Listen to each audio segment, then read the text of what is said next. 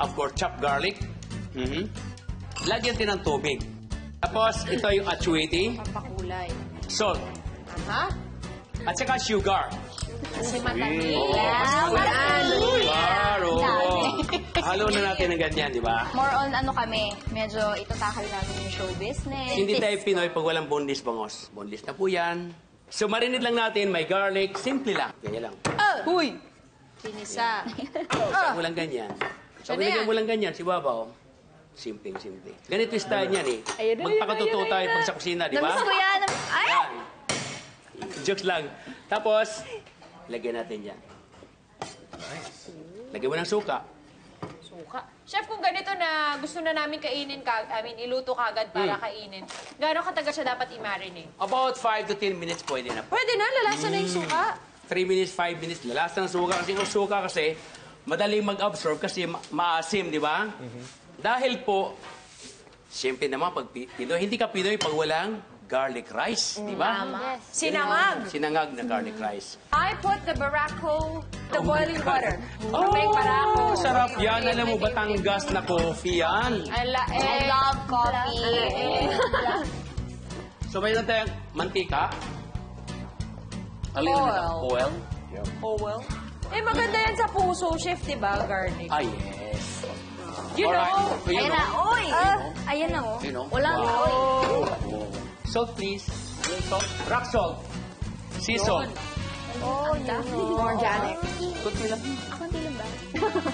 Kasi rock salt, ang iodized salt is very salty. Kailangan mainit na mainit yung ating mantika para sa ganun hindi magtutubig ang ating kusino. Mainit na ba? Tingin nyo, mainit na? Yes. Yes, mainit na. Dito pa lang. Galing ah. Init dito na. Ramdam na daw po nila eh. Ramdam nila dyan. Ilipat ko sa kabila para mabilis lalo. Yeah. Tapos na yung sinangag, chef. Yun, daing na bangos. Saktong-sakto. May baro? Dumadaing siya, aray daw. Woo! Diba? Baliktad lahat. Baliktad Hindi lahat. ka naman nagsabi. Bakit? Nakaputi ako.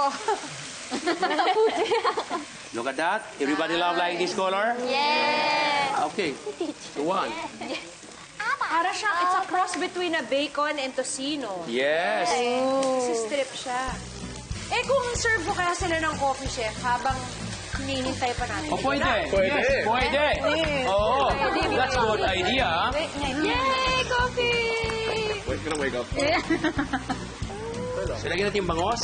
Una, ang fried natin yung Ayan na. gitna. Pag tumalsik, Ayun na. Ayoko yan. okay lang. Teka lang. Hindi, wala. Nice, ganda ng kulay. Yes, ito na. Last one. Thank you. One more. Hi, Chef. Ganda ng kulay, my God. Thank you. Okay, now, hiwain natin to kasi Friday will follow. Nako.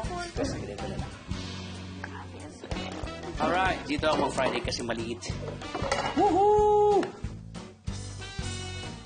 Oh my God, ang ganda. Ano naman yung inside Alright, then lagyan natin yung dating garnish. Binitawan. Are you ready, Vitena? Are you ready? So, ping. Kapag ganito kasarap ang breakfast, mapapagising ka talaga ng maaga ang favorite nating Pinoy breakfast. Pork tocino, daing na bangos, garlic fried rice, at sunny side up eggs. Tikman na yan!